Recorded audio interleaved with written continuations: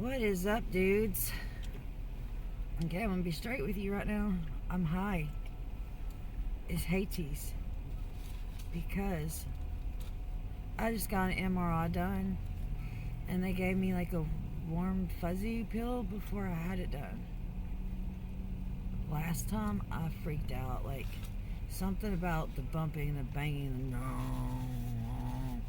It made me think of a zombie apocalypse. Lip slaps, whatever.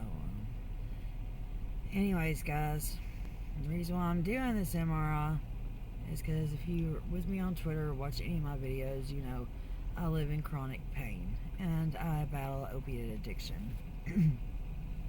Not something I'm proud of, but it is what it is. I was in a really, really bad car accident when I was 21 on June 12th, 2005. My best friend hit the shoulder. She overcorrected. I'm trying to look less high, guys. I'm sorry. I can't do any better than this.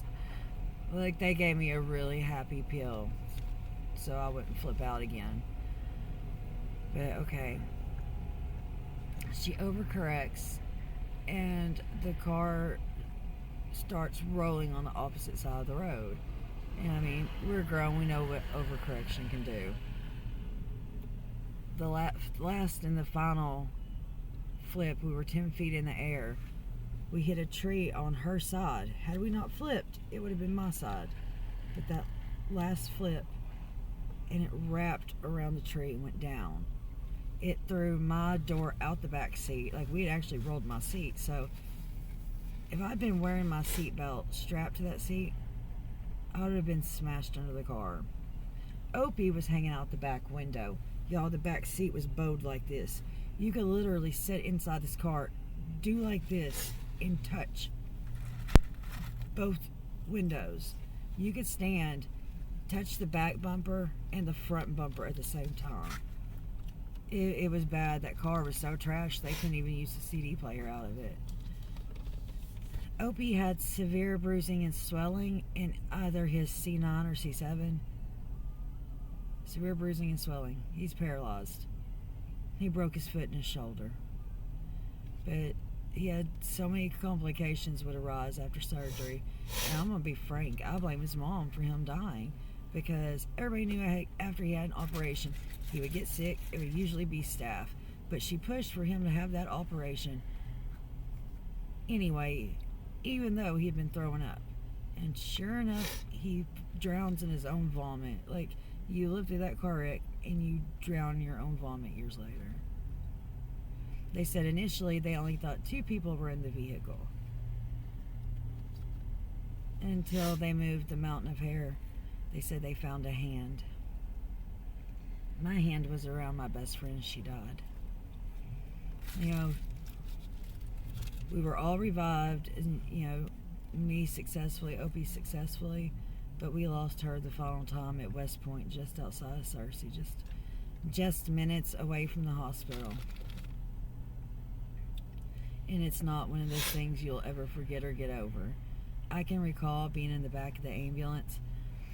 The ambulance driver's like, Megan, do you remember me? And I'm like, yeah, you're the neighbor boy.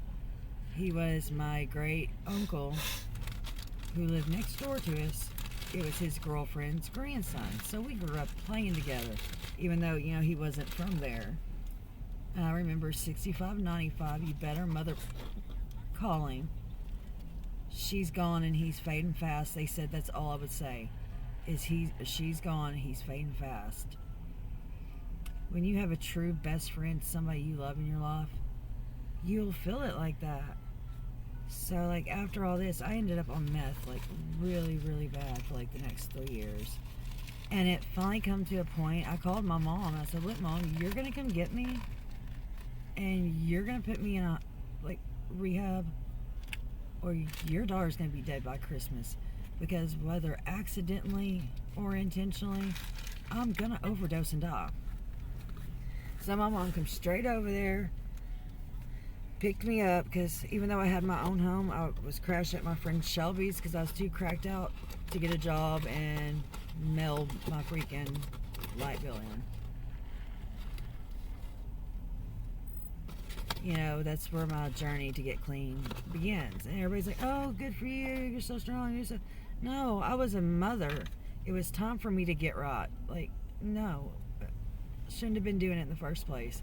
But like I said, it became a coping mechanism. We judge drug addicts. We never look at the underlying cause. What if that boy's daddy raped him and he's running from it? What if that girl's daddy walked? I don't know. I used to be really, really judgmental too, until opiate addiction struck. I was fine. I drank, but fine. From 08 to the time I was 28, I was fine. Get into pain management. Doctors are prescribing me pain pills, and then they all of a sudden take them away, and I go into withdrawal.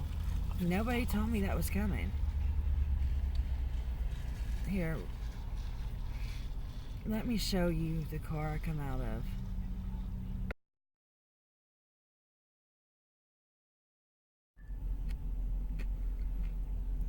Like I said, it was awful. Those were my two best friends. And I woke up in a hospital bed without them. And the rumors that flew after, it was just god awful, y'all. Oh, I yanked the wheel, caused the wreck, and killed her because I was angry. No. We had a great afternoon. Another rumor, I was driving the car. I wrecked because I was drunk. Clearly, there was nothing left of the driver's side of the car. I would have been the one that died had I been the one sitting in that seat. Hang on.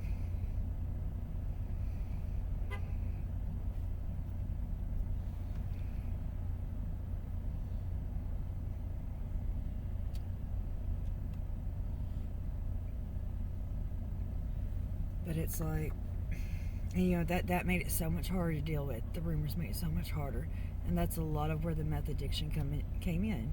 That crutch, because I was going through that so alone. And I couldn't cope. I couldn't handle it.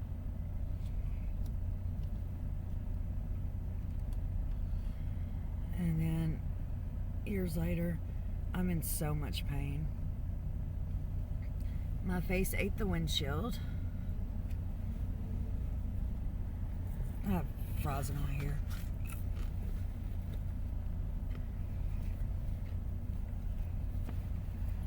I don't know if y'all can see this. There's a scar all the way down my arm from where I had to have surgery and plates put in.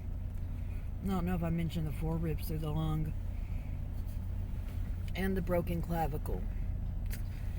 And this causes a lot of issue because my shoulders don't set right. This one comes down much further than this one, which I'm really conscious of it. I usually, keep it up. But if I'm just slumping, this boob kind of goes further down and it causes like more muscle strain in my back right there. So guys, this is my story. This is what turned me into an opiate addict. It was never a pain pill to get high.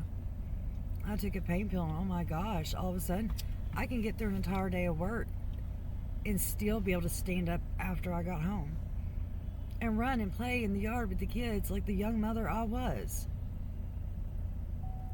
We're really, really misjudged people, and we are very judged. I implore anybody going through this issue, please get in touch with me. I'll be there for you if you'll be there for me. Alright guys, if y'all like the stuff I talk to y'all about, please hit like and subscribe. I really, really want to do something with this channel.